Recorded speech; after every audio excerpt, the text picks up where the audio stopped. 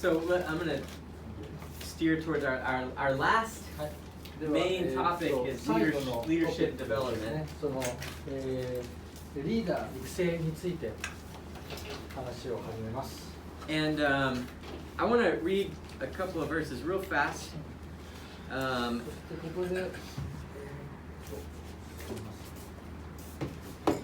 Acts 20 verse 1 through, actually let's start Acts 16. Acts 16 verse 1 through 3. Would somebody, David, would you mind reading that 1 through 3, 16, 1 through 3? Sure. He came to Derbe and then to Lystra, where a disciple named Timothy lived, whose mother was a Jewess and a believer, but whose father was a Greek. The brothers at Lystra and Iconium spoke well of him. Paul wanted to take him along on the journey so he could circumcise them because of the Jews who lived in that area, for they all knew that his father was a Greek. Okay, so remember that Timothy and where he picked him up. Now, would somebody read? Oh, actually, I was waiting. Actually, could you stand a little bit? それから彼はデルベに行き、次にルステラに行った。そこにテモテという名の弟子がいた。信者のユダヤ婦人を母とし、ギリシア人を父としており、ルステラとイコニオンの兄弟たちの間で評判の良い人物であった。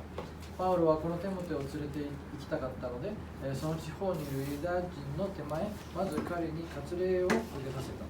彼の父がギリシア人であることをみんな知っていたからである。ありがとうございます。Okay, now let's read Acts 20. では今度は使徒の働き20章を読みまして、verses 1 through 4. And after the uproar was ceased, Paul called unto him the disciples and embraced them and departed for to go into Macedonia. And when he had gone over those parts and had given them much exhortation, he came into Greece, and there abode 3 months. And when the Jews laid wait for him, as he was about to sail into Syria, he purposed to return to Macedonia. And there accompanied him into Asia Sopater of Berea, and of Thessalonica, Aristarchus and Secundus, and Gaius of Derbe, and Timotheus, and of Asia Tychicus and Trophimus.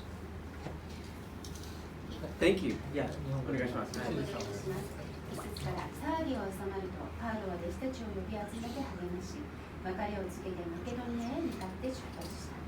そしてその地方を通り、多くの勧めをして兄弟たちを励ましてからギリシャに来た。パウロはここで3ヶ月を過ごしたが、そこからシリアに向けて船出しようという時に、彼に対するユダヤ人の陰謀があったため、彼はマケドニアを経て帰ることにした。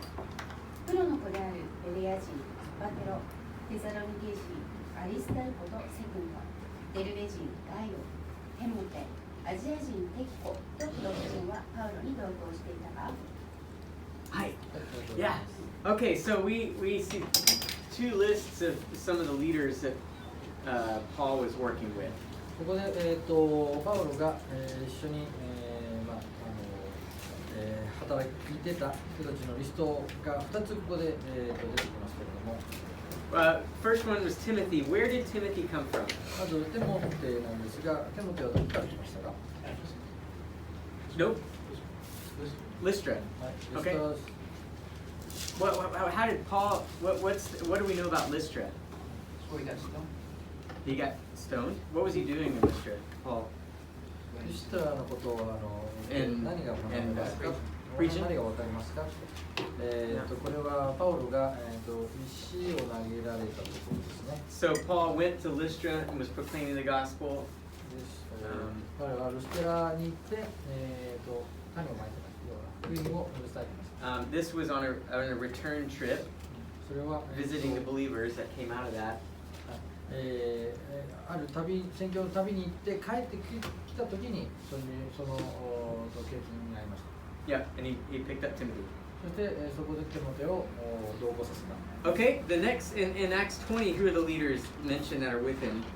そこで、20節で書いてある、リーダーたちの名前を挙しょう。It's the names in verse 4. 4節に書いてある名前ですね。Sopater, Sopater, where did he come from? Berea, Yeah, why was Paul in Berea? ソパテロ。 Do you remember the Berea story?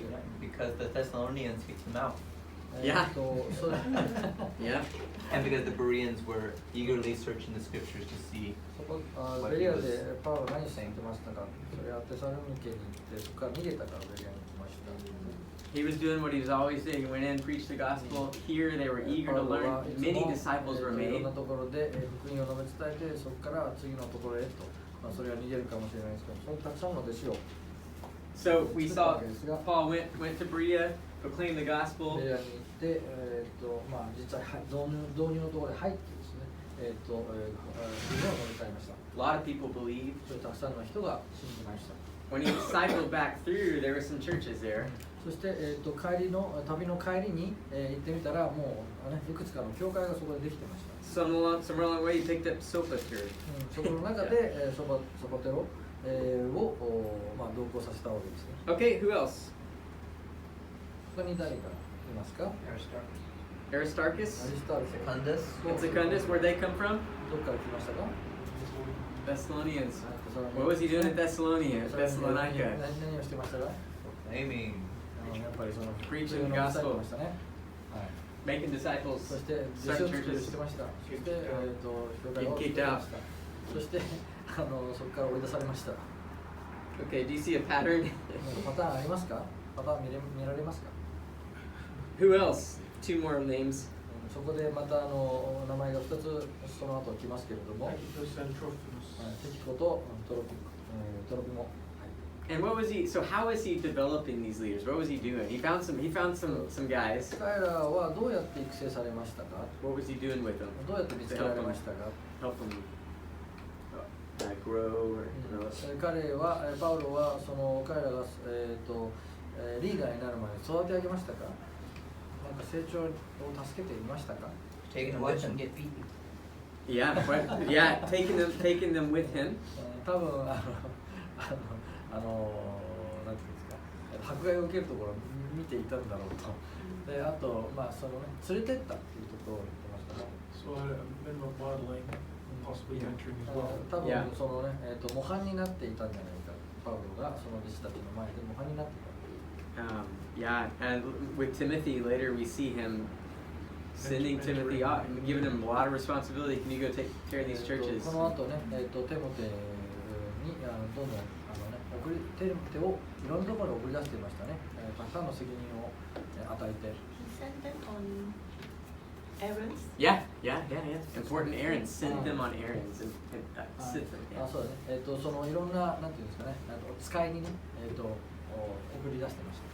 So I just want to tell a quick little story. Is our Tokyo team, we cranked through the numbers and we realized if we want to reach even 10% of Kanto, we need about 120,000 new churches. で私たちのチームでいろいろ計算してみたんですけれども、その関東地域に、福音が述べ伝えられる、要はそれをキリスト化する場合、じゃあいくつの教会が必要かって計算したんですけども、12万 120,000 churches. 12万の教会が必要という計算を割り出しました。 So if you were just to say that to average Christian leader, if I would have heard that, years ago, one of the most instant problems you hear is where are the pastors going to come from? それでこれをね、クリスチャンにね、話したらまずそのクリスチャン思うのは、じゃあその12万の教会に使わせる牧師ってどこから来るんですか？どこにいるんですか？疑問が出てその問題になりました。 Right now, churches in Japan, I hear 50% of them don't have pastors. それで今現状でも日本に今ある教会でも無牧師のところって 50% という数字が出てるんです So ね。 where are the pastors going to come from 120,000 churches? それで足りないのにこれからすでにねさらに必要になってくるんですが、その牧師たちはどこから来るんでしょう。And the answer is everything you need is in the harvest. 実は我々は必要とするものっていうのは全て今収穫の中にあるんですね。 They're not saved yet. まだ救われてないんです。 We need to get them saved first. だからまず彼らに救いに導かないといけないです。 And this pattern of church planting is the opposite of what I grew up seeing. 我々が、デビューさんもそうですけれども、今まで人生で経験してきたパターンとその真逆のパターンなんですね。 Because you think a normal church plant, I think when I originally had a church planting plan for Tokyo, 自分がそのチャーチプランティングの計画をね、東京のためのチャーチプランティングの計画を持ってた時っていうのは、 I had to be developed as a pastor first, ま and ず to 自 work 分が recognized as a pastor first. 機能するために、牧会するために、牧師になっていないといけないっていうところからスタートしました。 And I find a team, and then we start a church. それからチームを組んで、そして、教会を始めて、 And then we figure out a discipleship plan and an evangelism plan そ for して that そ for の the 後 church. その弟子訓練、弟子開発と、その伝道のね、戦略を練るっていうことを考えていました。 And by the way, again, nothing wrong with that. There's これはね、間違ってないと思いますけれども、 But if we're thinking rather than planting one new church, we're planting. We need 120,000 churches as soon as possible. We have to think different. それは一つだけだったらそれはいいかもしれないですけど、これ12枚必要なわけですから、ちょっと考え方を変えないとまず無理です。 So this is and the only point being is, I mean, actually this process, the order is important in that the priority, us going into the field and sowing seed, can generate this whole process going, and the leaders come from the harvest. プロセスを変えて、まず、このパターンでいくと、全てが収穫の中にあるわけですから、まず福音をね、ノルタイプの導入のところから入っている福音のノルタイプ、この順にやっていく方が、将来的には実るんじゃないかなというふうに思います。 Okay, so as you're faithfully going out proclaiming the gospel, making disciples, there's going to be people that you start to kind of rise up, and it's clear, man, these people really want to be serving the body of Christ in a greater way, and I need to help them.